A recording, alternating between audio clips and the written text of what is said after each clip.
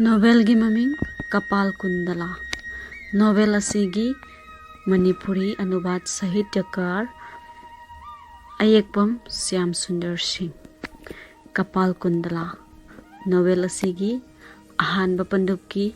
Ahanba Matang Sagar Sangamda. English quotation matek ama. Floating straight obedient to the stream by Comedy of Errors. Sahi sani yankairom gi mamangda noma wakching tha gi thenglaba ahingda jatra sing tongba hi amakak Ganga Sagar dagi halaki. Portuguese amasung atay atopa ising gi daku singbu kibana jatri gi hi singdu khongbu oina satok sasin tongminabasi matam adugi satnabi oina tawi adubu hi sida tongliba kangbu sigidi khongloi amate yaudre maramdi ahing athengbada maikei sintungna kunglaba lechil thaki aduna hi honba singna maikei lepa ngamdaduna hi yamdagi thapna tongana takhibani haujikti maikei kadomda kadaida chatlibano haiba arepa karimata khangdre hida tongliba mi ayamba tumthanakre ahal amaga pakhang amatangan dadi mikap thoktuna lay ahaldu pakhangduga wari sari bo wari du marak thattuna ahalduna hi honba singde hangai hi honba ngasi se kayamuk thapna satpa ngamkhigani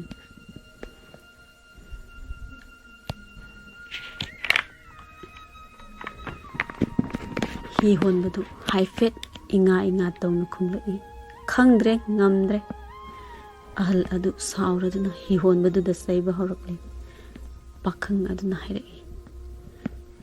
mahasoi ishorgi thausindi pandit na phau haiba ngamde apangba sinadi karamna khangani thoina panglang ba tawbiganu ahal du yamna sauna hairai karigi langtak na roi yengu adu khanduna fattaba singduna bigha kunmari kunmangagi lau khawduna pukre nupi angang sing kumsi kadai digno sagadaba pau ase mahakna sagar yawraba matamda tungda lakpa jatri amagi masindagi tabani pakhangduna hairai aidi nahan haijakribaduni mahasoigi yumda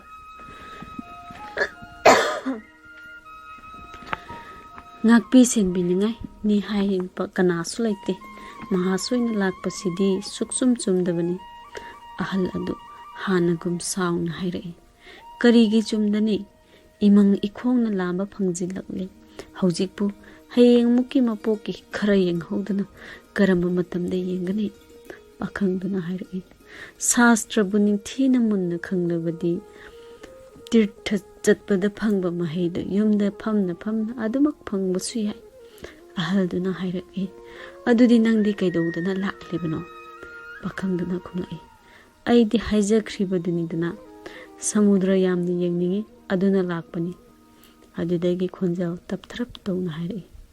angakpani saktamdo mapok khudingi kaw laikhraroi durade sakra divas satambi tamaltan liban raznila abhati bela lavna rambose dwarani badeva kalankrekha ahaldu shruti gi kavita adomdadi thoina khojangba leite hi honba singna makhoi masel wari sanariba adomda pungning changna taduna leire hi honba amana hatopa amada haire bahai tawriba matausi sathiraba mawongda tare haujikpu samudra isawda tarabra karamba lamda laglibano karimata khangba ngamdre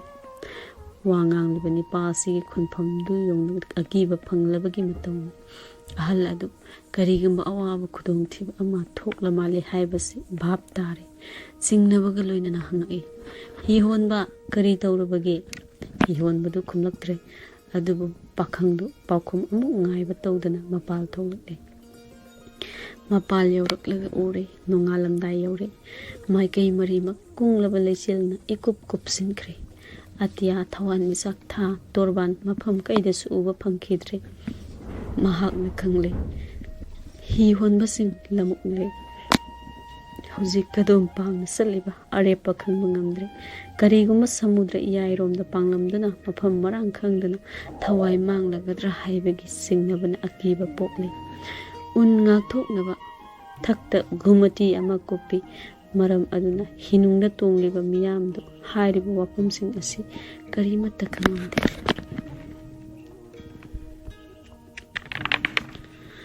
adubu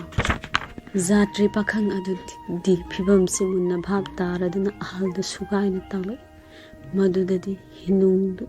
matama oina pumlang ngangba horakle nupi khara tongliba singdugi marakta khara amadi langlakpa aduda mikap tholakle wadu tabada mi paibana hawna kappa horakle ahal aduna hairake torbalomda honjilu pakhangna haipet na uladuna hairake torbandi kadai adubu khanglabadi kadai degi asuk wagadage madu tabada hi tongliba kangbodu langba amuk hengalakle pakhangduna ngamjaba makhai honaduna mayamdubu nemthahalaga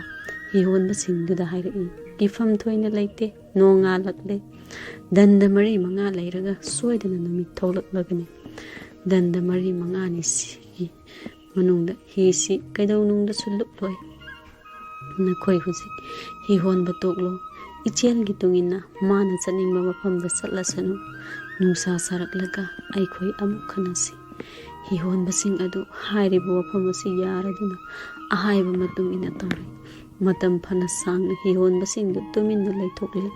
jatri singdudi kiwana mihun chengum chenga nakhri nungsit pangkan kanna sitte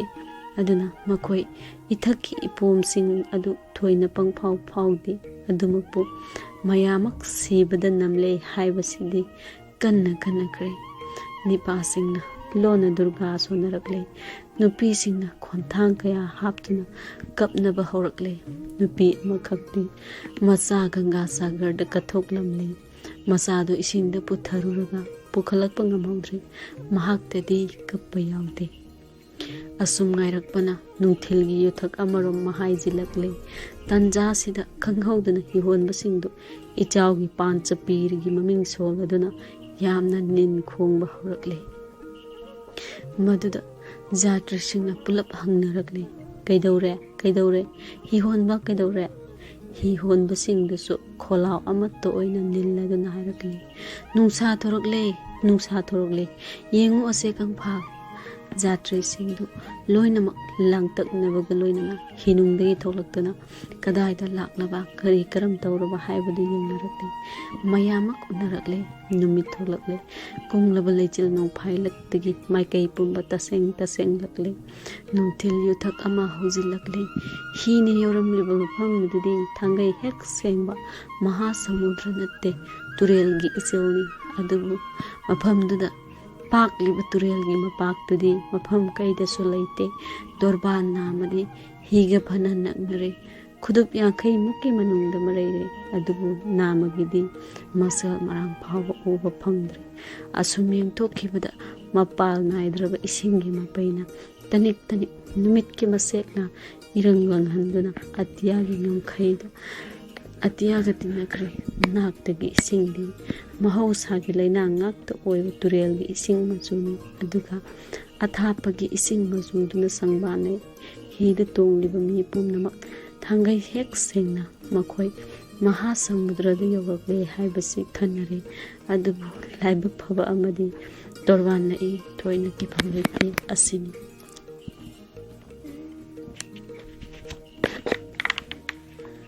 numit lomda yengduna maikai leple mangda uriba torbandu irai laina samudragi nongchop thangba torbani haina laure torbandu da hidagi thoina thaptana